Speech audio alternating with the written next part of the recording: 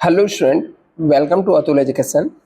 Student, इसके अंदर हम लोग TY BCom सेमेस्टर 6 जो ATKT का एग्जाम आपका दिसंबर 2023 में हुआ था, मीन्स आज से 3-4 महीने जो पेपर हुआ था उसकी मैं जो भी सोल्यूशन उसके बारे में डिस्कस करूंगा। और स्टूडेंट, इसका पेपर मेरे पास अवेलेबल नहीं है। इनकेस आप लोग में से किसी के पास रहेगा तो आप लोग मुझे सेंड कर देना, मैं बाकी सब स्टूडेंट को भी फॉरवर्ड कर दूंगा और साथ में ये सोल्यूशन भी शेयर कर दूंगा। इंपॉर्टेंट पेपर है, मुझे लगता है कि लास्ट मोमेंट पे इस पेपर को करके जरूर जाना चाहिए क्योंकि इसके एग्जाम कंप्लीट हुए ज़्यादा समय नहीं हुआ है। तो स्टूडेंट, किसी के भी पास यदि पेपर है दिसंबर 2023 का तो आप लोग जरूर मुझे शेयर करना और मैं आप लोग को इसके आंसर बता देता हूँ। ऑब्जेक्टिव क्वेश्चन जो थे इसमें जस्ट सिर्फ सोल्यूशन ही है, तो स्टूडेंट मेरे पास क्वेश्चन नहीं है। तो जैसे यहाँ पर फर्स्ट वाला जो क्वेश्चन है उसका ऑप्शन है 31 मार्च 2009 है, सेकेंड वाले में 90% है, थर्ड में 5% है, फोर्थ में 156 है, फिफ्थ में रजिस्टर्ड ऑफिस आएगा यहाँ पर। इसके अलावा यहाँ पर लिस्ट बी आ जाएगा, एवरेज रेट आएगा, अनसिक्योर्ड क्रेडिटर आ जाएगा, रिवाइज्ड आ जाएगा, 1000 आएगा, ऑब्जर्वेशन आएगा, 2.5% आ जाएगा। आगे यहाँ पे state whether the following statement are true और फॉल्स।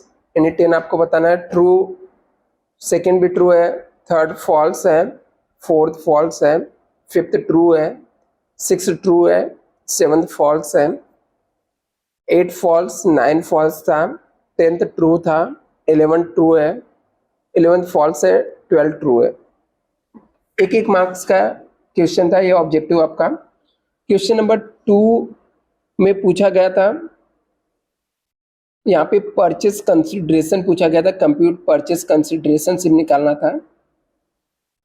तो असेट्स में से लायबिलिटीज माइनस करके, तो इसके सोल्यूशन है कृष्णा लिमिटेड, गोदावरी लिमिटेड, दो कंपनी दिया होता है, दोनों का टोटल यहाँ पर बाजू में लिखा हुआ है। एक अमाउंट गुडविल का, machinery, stock, debtor, bank. Question paper रहेगा तो आप लोग को समझ जाएगा कैसे निकालना है। टोटल असेट्स था, लेस किया इसमें से liabilities to take care over agreed value जो रहा था, हम लोग असेट्स में से लायबिलिटीज को माइनस करेंगे, जो अमाउंट आ जाएगा वो परचेस कंसिडरेशन था। कैसे परचेस कंसिडरेशन को डिस्चार्ज किया वो भी यहाँ पे दिया हुआ है। प्रेफरेंस शेयर्स दिया था संगम लिमिटेड का 10 लाख का, और इक्विटी शेयर्स दिया था 32 लाख का कृष्णा को। ऐसे ही गोदावरी में इसने 10 लाख का गोदावरी को प्रेफरेंस शेयर्स दिया था, 23,90,000 का प्रेफरेंस शेयर्स दिया था।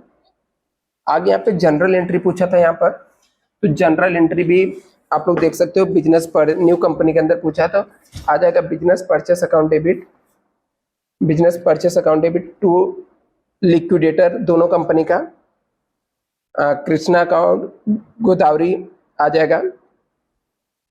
जो भी उसके बाद assets and liabilities taken over है, तो जितने भी असेट्स लिए थे सब असेट्स को डेबिट किया है, मशीनरी, स्टॉक, डेटर, बैंक। और क्रेडिट ऐसे ही डिबेंचर हो गया, क्रेडिटर हो गया, बिजनेस परचेस हो गया, ये सब आइटम यहाँ पे आ जाएगा।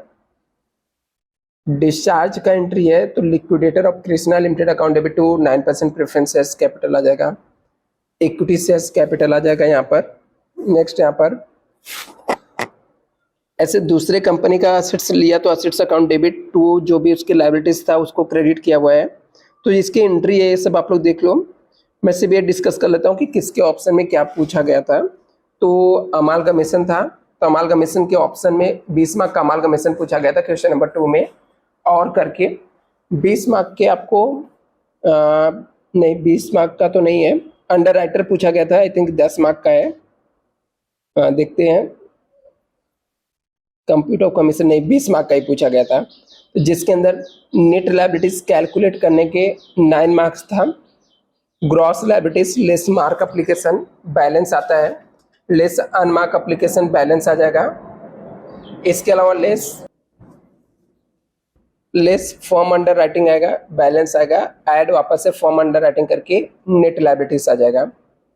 कमीशन कैलकुलेट करना था, तो कमीशन यहाँ पे जो भी शेयर था फेस वैल्यू से मल्टीप्लाई करके जितना परसेंट बोला था कमीशन निकाल के अंडरराइटर के कितने कितने कमीशन आ जाएंगे वो आ जाएगा यहाँ पर।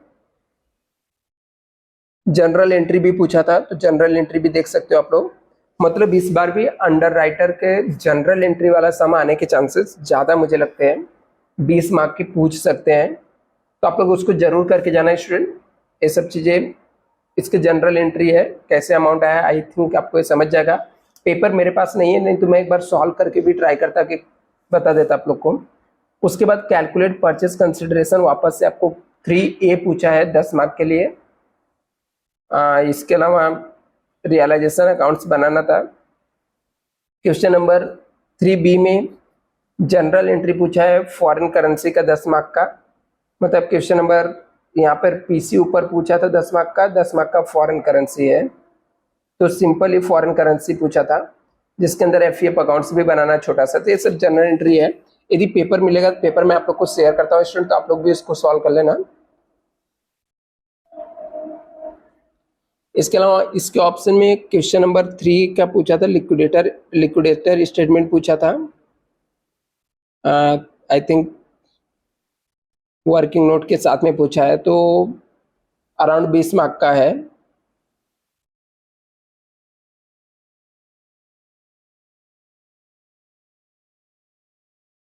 इसके अलावा क्वेश्चन नंबर 4 फॉरेन करेंसी का है, 20 मार्क का पूछा था।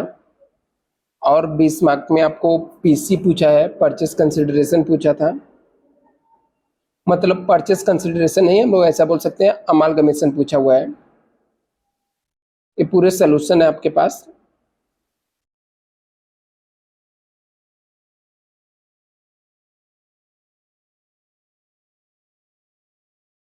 जो थियरी क्वेश्चन पूछे गए तो पूछा गया था फॉर्म अंडर राइटिंग क्या होता है, average rate of closing rate क्या है फॉरेन करेंसी का, क्या है लिक्विडेशन फाइनल स्टेटमेंट क्या होता है, परचेस कंसिडरेशन क्या होता है, ऑब्जर्वेशन क्या होता है, मॉनेटरी आइटम क्या होता है। तो ये सब यहाँ पर पूछा हुआ है। और जो आपको 10-10 मार्क्स के क्वेश्चन पूछे तो उसके अंदर पूछा गया है explain the benefit of LLP क्या है, explain the procedure of calculation of net liabilities of underwriter क्या है। तो ये सब चीज़ें पूछा गया है। तो स्टूडेंट ये सब आप कर लेना। यदि किसी के पास पेपर रहेगा तो आप लोग जरूर शेयर करना मुझे। Thank you so much student. Channel को सब्सक्राइब करके रखना, और भी जो भी पॉसिबल रहेगा मैं वीडियो जल्दी ही अपलोड कर दूंगा आप लोग के लिए।